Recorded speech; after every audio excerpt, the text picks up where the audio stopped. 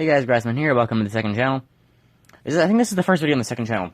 I want to show you with you a chess game I just played. So I'm playing black. I go into this expecting to lose, so I don't get mad when I don't win. So he starts with e4. I respond with Caro-Kann. We're going in the normal variation. I play that book move, and then I believe what I'm supposed to do here is bring the bishop out like here. That's inaccuracy. Oh, good thing I didn't do that. This is the best move in this case, apparently. Inaccuracy there. Best move because I get the pawn. So far I've played a lot of best moves. So I was unsure of a couple of things here, but so I'm bringing my queen. I'm just holding the position really well, and as you can see, just slowly, if we actually look at the report, you can see it was just slowly, step by step by step by step by step down for it was just steps down for black. Just every move it got a little better. So that one's an active mistake, because I can get this in here. It actually wants me to put, because I've lined up a battery. It wants me to do this. I don't know what the goal is of this battery, but I guess it wants me to give a check to the king to stop him from castling or something. But I wanted to move this knight into the center. So my strategy from here is talking about my strategy. So free pawn there, and then take that. And from here, my strategy is, can I draw arrows? No. So the strategy is get the knight to, I can't get it to this square. I don't really want to put it this square. So the knight is to go here and then reroute it up here. Castle long. And get my bishop out to here, so it has the long diagonal there. And get the rook out here, so it can see up that line. The queen, I don't know where it's going to go yet. So I begin to reroute the knight, castle, and then he kind of forces my hand by attacking that loose pawn, and then so I find a good spot for my queen to go. And I'm still waiting for that bishop to pop out too. So I am very strong here. I still want to move that rook, and I'll get a battery up straight towards the queen, the top area there. Theoretically, no, because I wouldn't be able to take the rook.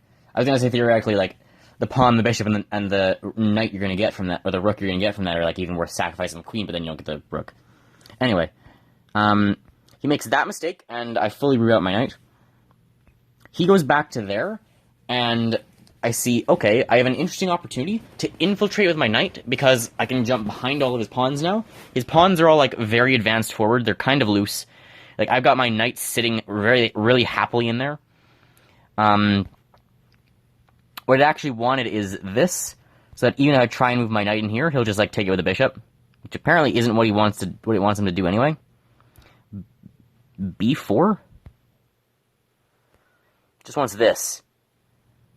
I guess because he's now threatening multiple of my pieces or something. Oh, yes, and then this is covered because of the queen. Okay, so I hop in there, and that's a mistake, but oh well. Then he makes the mistake, because it says he should just take the trade. But he just moved his queen up. And that's a big mistake for him. Because now I just take... So the other thing I saw going to that spot where the queen was initially. So, before he even moved it there, I see, after this, I can go for the fork of his king and his rook. And then he went there anyway, basically inviting me to go there. He moved his queen, so I can't actually go there anymore, because he kept his queen around. But I can go here. And this is now a check on the king plus the free pawn. He moves there, and I get another free pawn. So it's saying there I should have gone back there to check his king, but I say, hey, you know what, a free pawn plus his attack on his queen is still going to force him to do something. And then, if there's a certain, I think there's a spot here, there's a couple of things, in some of these scenarios, if he had moved his king to a certain spot, I can, get him in a royal fork. I don't think he's dumb enough to do that, though. He's a 900. Thing is, what he was dumb enough to do was move out there, which is apparently the best move, and there's a reason for this. Because now I move up my queen, and I take his pawn, and I'm threatening to take that rook. However, it's saying it wants this. It's saying that's an inaccuracy. That's strange. Knight g5 is best, it says. G5, where's g5?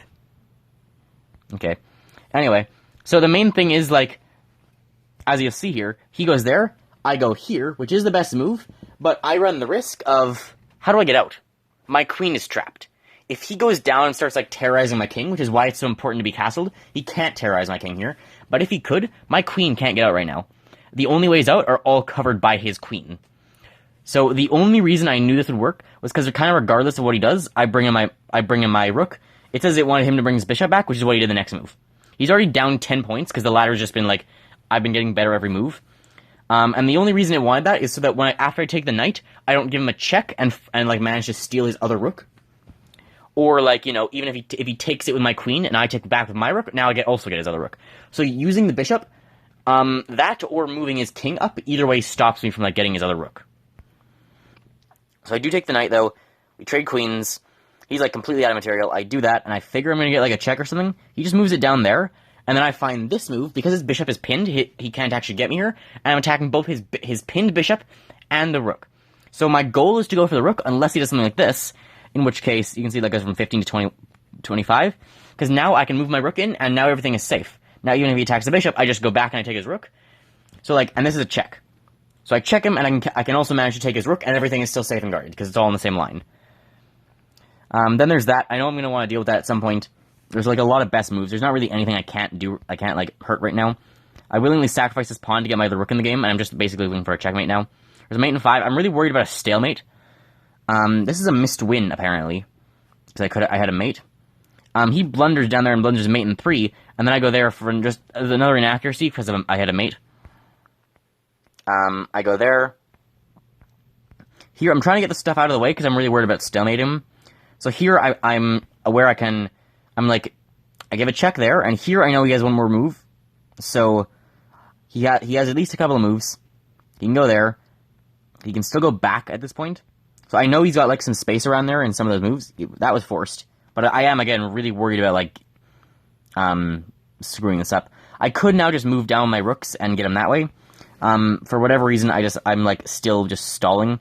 I had 5 minutes. I was just really worried about stalemating. I did not want to do this like quick. So I thought, like, just move this out of the way, move this out of the way, and then move this out of the way. And now, I go up here, and I know he still has a move. He can just go up from where he is now. That's forced. And then this was an accident.